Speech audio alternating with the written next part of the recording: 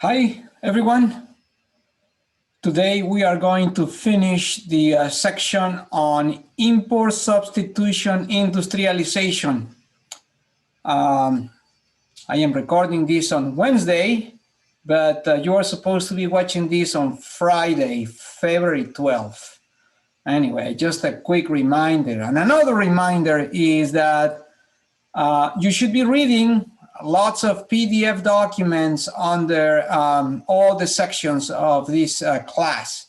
So yes, obviously coming to class is important, or watching the recording is super important. You have the lecture notes, but you really need to be reading. I just cannot present all the material in just 50 minutes every class. Anyway. Today we are going to finish this section, so let's get to it, all right? I am going to share my screen, all right. So last class, we briefly talked about the performance of the ISI strategy, and basically what we said was, okay, in terms of economic growth, it was a success, because the economy in Latin America in just 20 plus years tripled in size. Gross domestic product, GDP, tripled, grew 300%. So, I mean, when you think about this, there are very few episodes in economic history where the entire region, whether it's Asia, Africa, Europe, has grown so fast. So in that sense, it was a success. And also it was a success in terms of, developing a relatively strong middle class, a relatively strong business class, and obviously, once again, a relatively strong union labor movement associated with all this expansion in enterprise that was protected by the ISI strategies. Now, I emphasize growth as a success because in terms of economic development, and remember by that we mean the distribution of the benefits produced by economic growth to the vast majority of the population, in that sense, the ISI strategy was not great. So we are going to discuss some of these things today, and this is why we are going to start right here. So what went wrong? If economic growth was so strong, GDP was growing fast, and we saw some of these benefits being created, what happened? So, well, we are going to talk about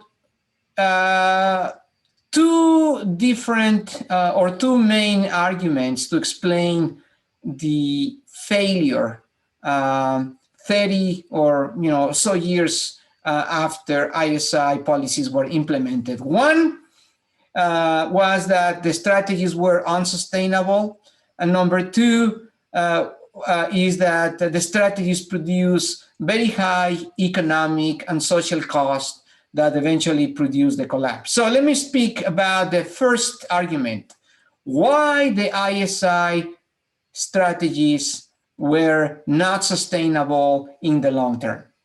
They worked for a while, but after 20, 30 years, they became obsolete, and they were insufficient to satisfy the needs and requirements of the domestic economies in which they were implemented. So the first one, the unsustainability argument, requires the introduction of a very important concept in economics that is called economies of scale. So the basic argument, and let me give you some intuition first, so that for those of you that don't have a good command over graphs and charts and economic background, that's fine. This is a GE class, and I really want to make sure that all of you get this material. So the intuition is this. In general, most industries behave the following way. The larger the amount they produce, so if they produce more bicycles, if they produce more medical equipment, if they produce more electricity, the average cost per unit, in other words, the average cost of the average price of the bicycle, the average price of this, X-ray machine, or the average price of a kilowatt of electricity falls. So the more you produce, it's cheaper and cheaper and cheaper and cheaper to produce it, which is good because you become more efficient, and at the same time, your profit margin increases. So this is what I mean. If you can produce something cheaper and cheaper and cheaper in terms of cost, the more units you produce, you can sell a lower cost good or service at a price that the lower the cost increases the profit margin. So you make more money, more money, more money. You are more competitive, you're more efficient, right? All right.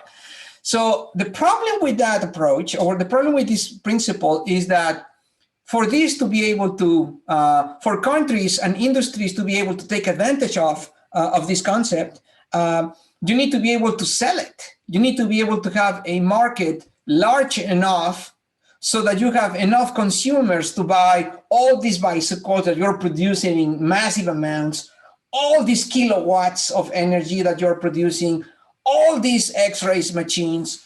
Because if you don't have a market, you may be producing at low cost, but in order to make money, you have to be able to sell it, right? Well, guess what? This was one of the problems of the ISI strategy. The purchasing power and the size of the population in Latin American economies was not large enough to sustain this high level of production. Like, what are you talking about? All right. So let me try to use some charts to explain this same concept. So for that, I am going to share my whiteboard. And I already took the liberty of using this in advance. Anyway, so here on the x-axis, you have Q, which is the quantity produced. And this could be, again, bicycles, X-ray machines, or kilowatts of electricity. And this is the average total cost. So essentially what I'm saying is this. So the more you produce, the cheaper, the lower the cost gets, right? So for a highly competitive company, it would be optimal to produce large levels of Q around here because the cost is low, right? So ideally, you are going to have a situation where, let me use a different color here. Let me use orange, where the demand curve is, I don't know, here. This is the demand, right? So you are able to sell all this quantity, all this amount of whatever you're producing at this very low price, and people can buy it. The problem is that if you don't have a demand large enough, let's suppose your demand, internal domestic demand, is right here, you are going to be forced to produce only this amount that implies a high average total cost and therefore a high price to domestic consumers as well. So think about this. If the protected domestic industry in Latin American economies cannot expand beyond this point, cannot grow beyond, because nobody is going to buy, that's, let me put it this way. In order to be able to produce bicycles at $100 a piece, you need to produce 100 million bicycles. But guess what? In your country, you only have a population of 5 million. Like, why would you produce all these millions of bicycles when you only have 5 million people in the population? Who is going to buy them? You understand the idea? So the size of the market and the purchasing power of the population were not large enough to sustain the possibility of expanding production so that you could take advantage of these economies of scale. So by the way, this is what we call, let's see, economies of scale. I mean, just that you have it in your notes and it's here on record on the lecture.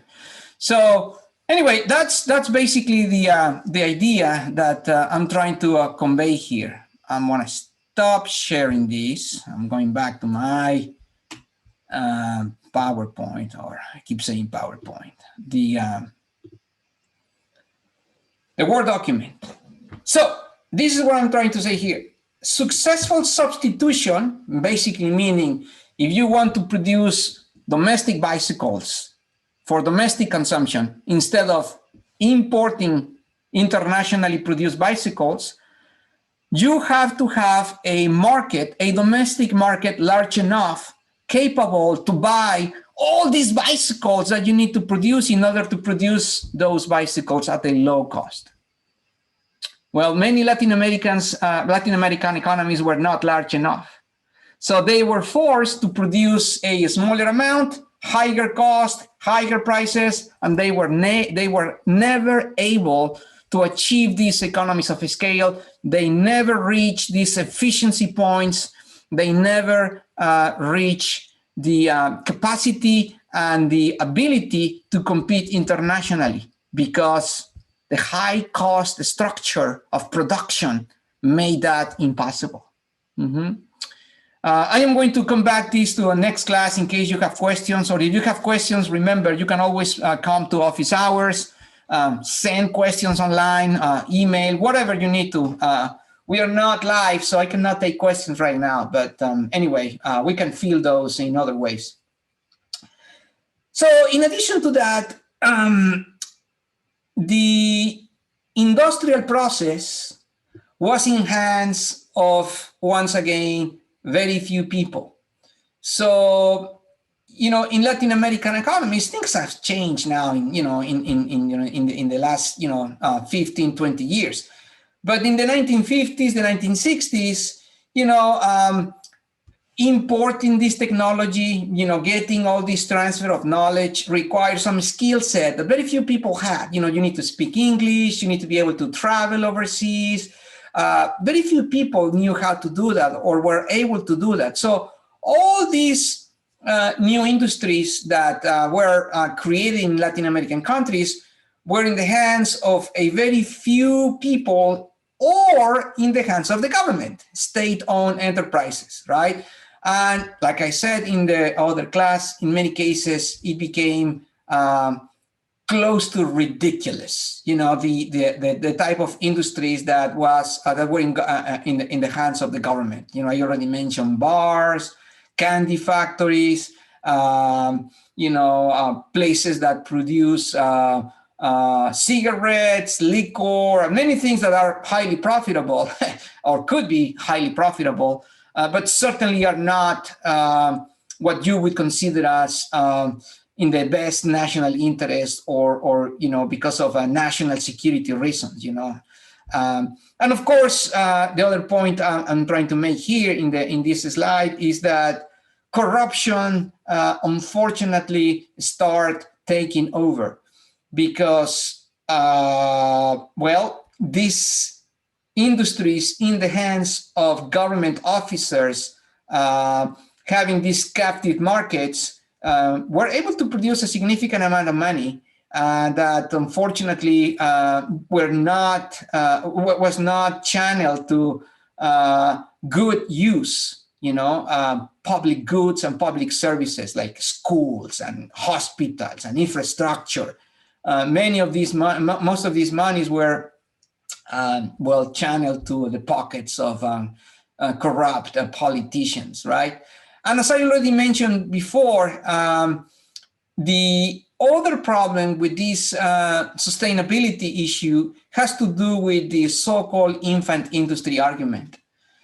Many of these companies and many of these industries were overprotected. They received this, they were under this umbrella of protection tariffs, quotas, subsidies, tax incentives, all of these things produce an artificially favorable business environment.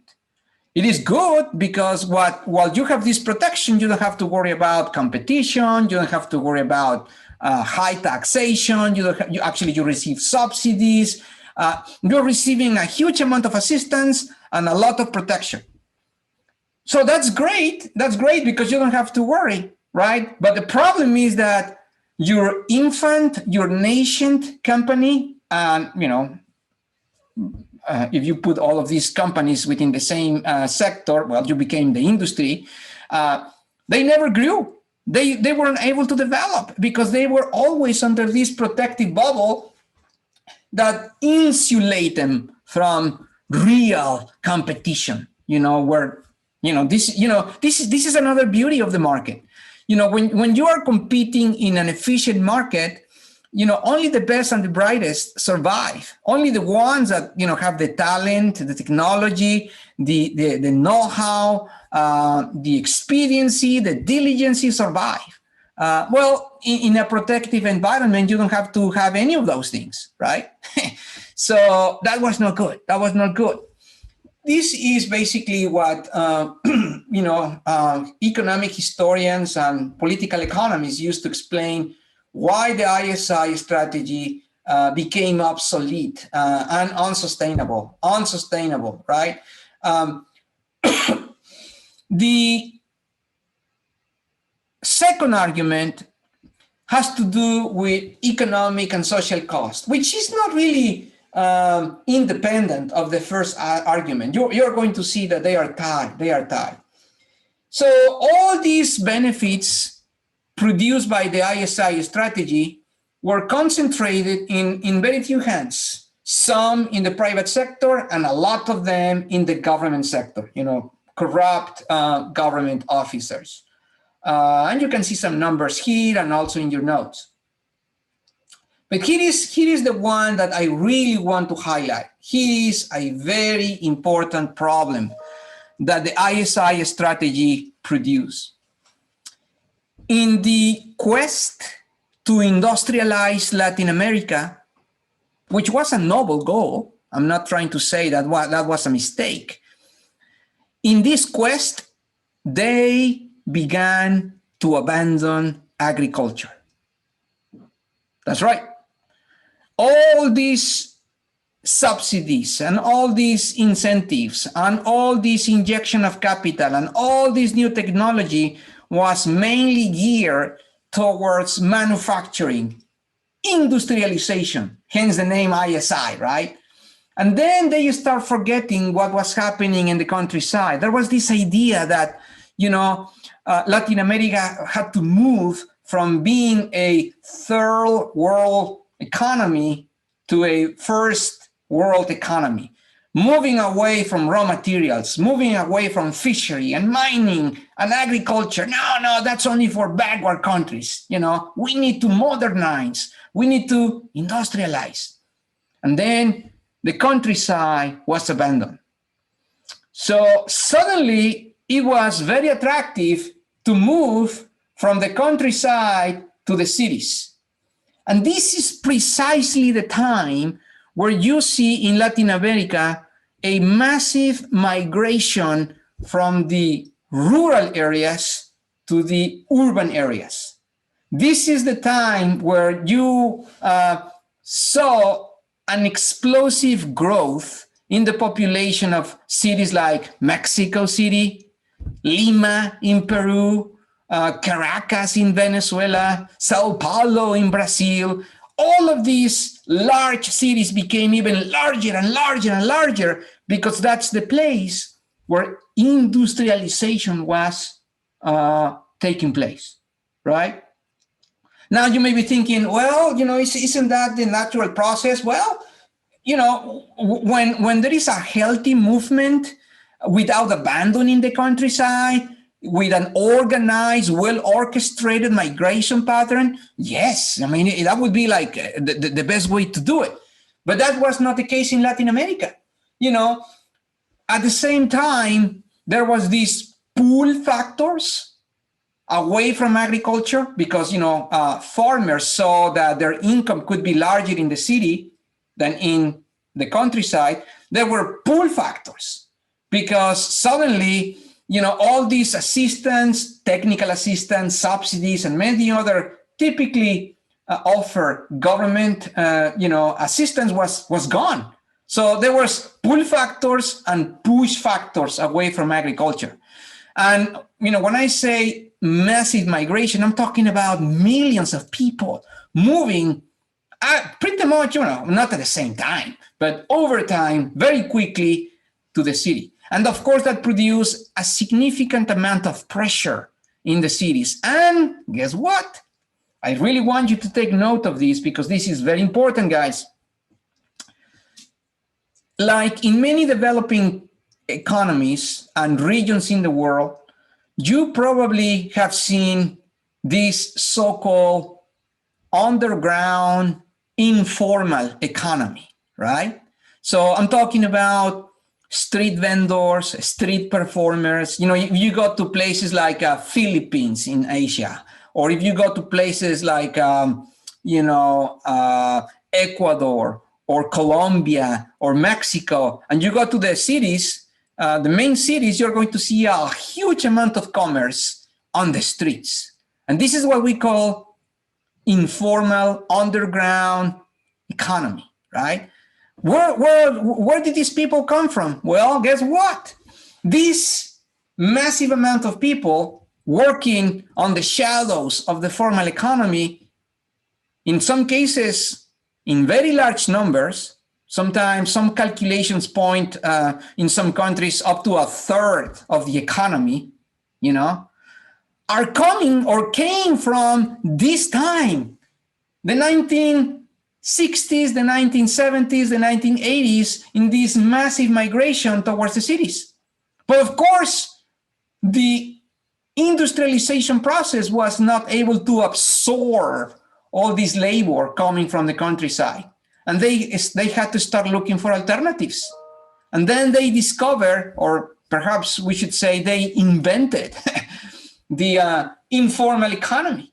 They start selling, you can buy pretty much anything you want in many of these cities.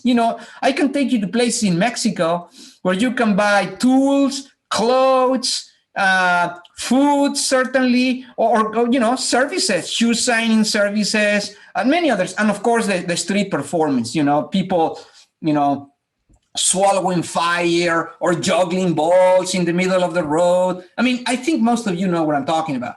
The point is, all this informal economy has a very good explanation. The origin of this informal economy at least can partially be found in this neglect of agriculture during the ISI period. And of course, this again once again explains why cities like Mexico City are among the largest in the world, or Peru or Caracas, high population density. You have a huge amount of people living in a very small amount of land that produces all sorts of problems for pollution, crime, poverty, commerce, all of these things that we are going to explore later, right?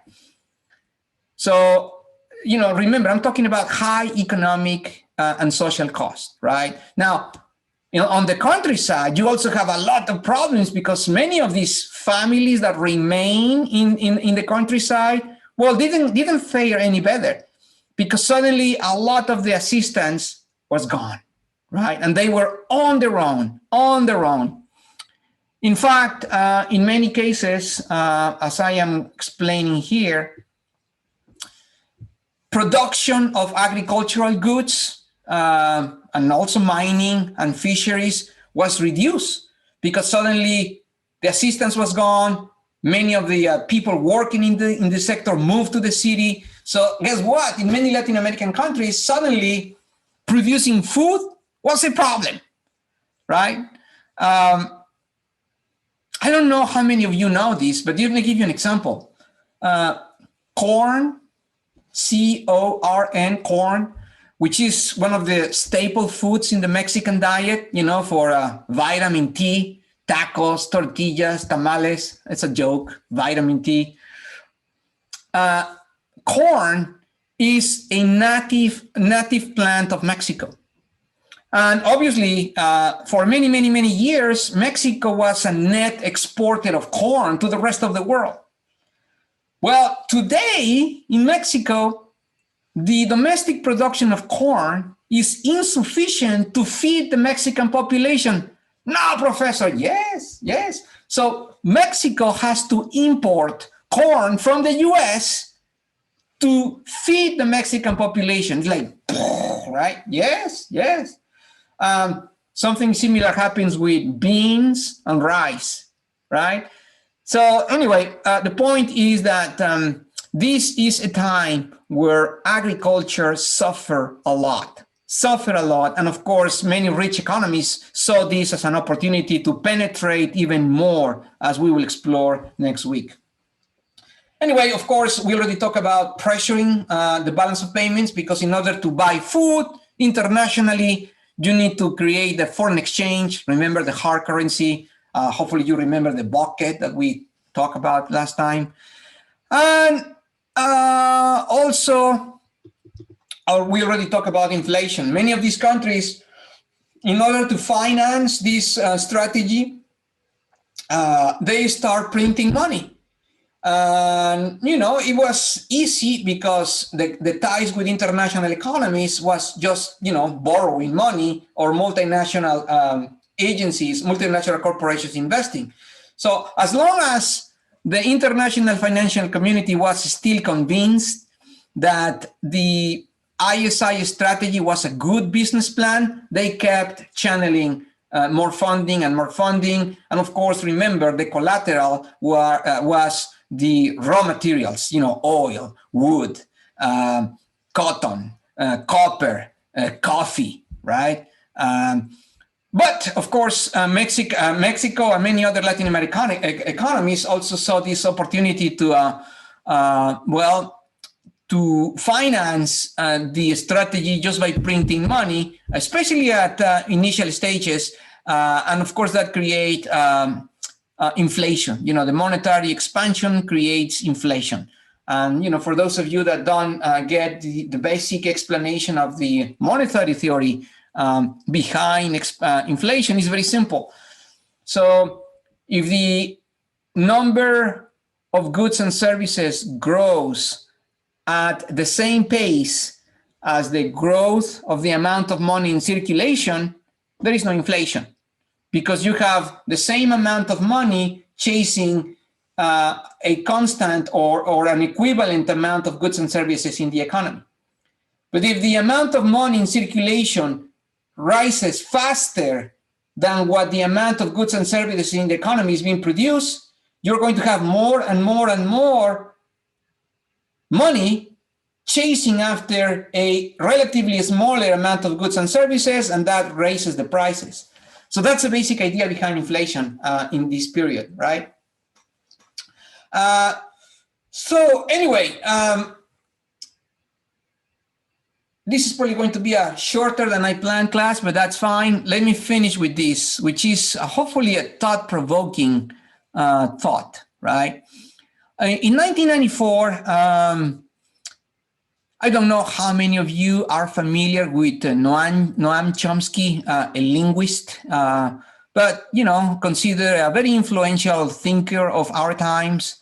In 1994, he gave this speech in London where he talked about, you know, a very thought-provoking idea that basically is summarized the following way. The free market is socialism for the rich. Like, what? What is he talking about? And, you know, how is this related to what we are talking about here? All right. So the basic idea of this thesis is this. And I am not trying to put words in the mouth of Chomsky. This is how I read it, and I'm going to give you some examples. But essentially, when the economy is working well, the economy is growing, is expanding, you have GDP growth and things seem to be going well, people typically say, hey, government, hands off. Don't mess with the efficient operation of the market. Look, it's working. Just go away. In fact, if you can make it even easier, reduce taxes, reduce subsidies, reduce regulation, hands off. The laissez-faire approach, the magic of the market, the efficiency of the market is going to make sure it's self-sustained, operates well, right? But guess what? When the economy gets in troubles, when we get into a recession, when we get that some industries are failing, like the auto industry, like the airline industry, like the banking industry, the same people that used to say, hey, hands off government, they start saying, hey, help. We need assistance. We are too big to fail. We are an essential component of the economy. If you let us fail, this is going to create a chain reaction of major proportions that is going to, convert or transform a minor hiccup in the economy into a huge recession, a depression, right? And then the government is going to bail out these industries, private industries, airline, cars, banking, finance.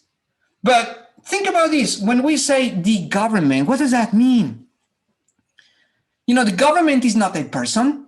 The government doesn't have money. The government is collecting money from us, the taxpayers, right? And this is the argument of Chomsky. It is us, the masses, paying taxes, income tax, sales tax, all of these different taxes, property tax, etc., locally, county level, statewide, nationwide,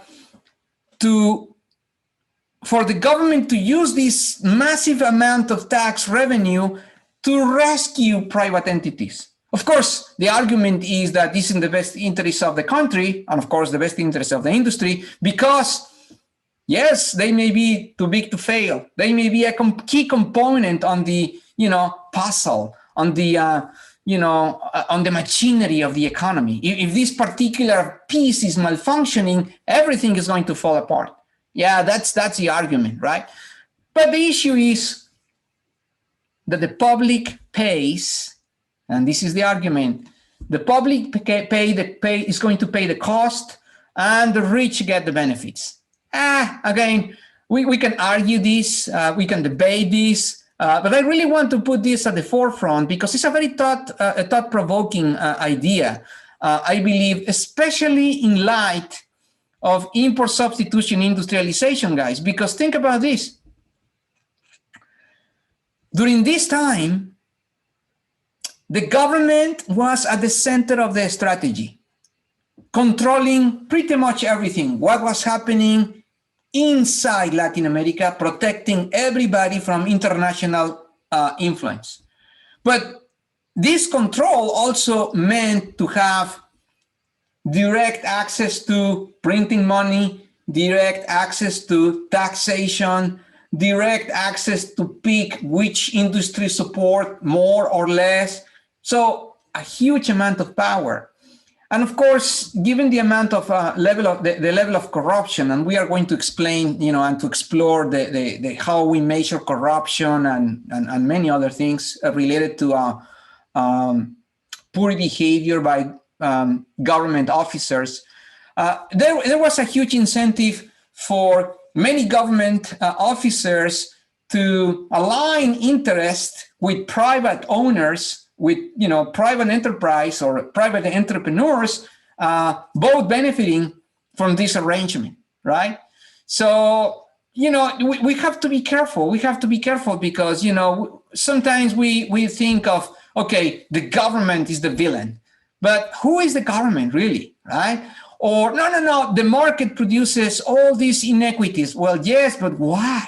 Why? How did it get to that place, right?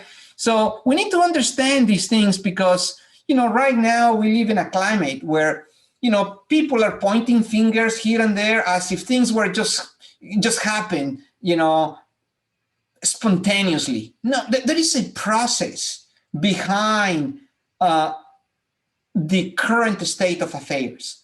And this is what I'm trying to do in this class. We need to understand all these things that were happening in Latin America since colonization, all the way to the 21st century to understand what's happening now and why.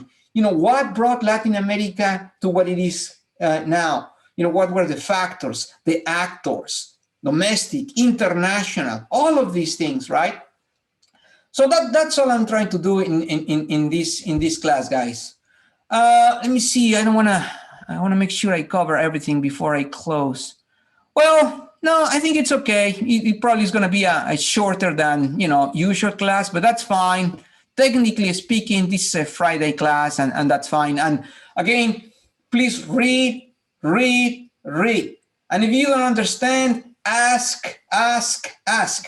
And if you don't get my explanation, well, ask again. You know, remember, this is about understanding, critical thinking. This is not about memory. You know, this is why things are written for. Now, I really want you to generate new ideas, new arguments, you know, explanations, or even questions. You know, all of these things is what I really want to promote. New thinking, guys, new thinking. All right.